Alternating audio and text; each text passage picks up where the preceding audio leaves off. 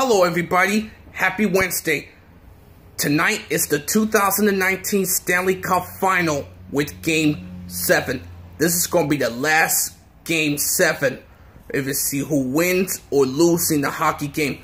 So, Phil Bridger, he's cleaning up the new team of the Stanley Cup trophy. And after the third period, the NHL Commissioner Gary Bettman at the home team in Boston, Massachusetts. First, it's the Conn Smythe Trophy, and then it's the Stanley Cup Trophy. And then after the third period, is let the celebration begins, and take off the gloves and the hockey helmets and drop the sticks and say woohoo! Every year, who wins the Stanley Cup champions? So, who's going to win to the Stanley Cup champions? Who will bring home the Blues or the Bruins?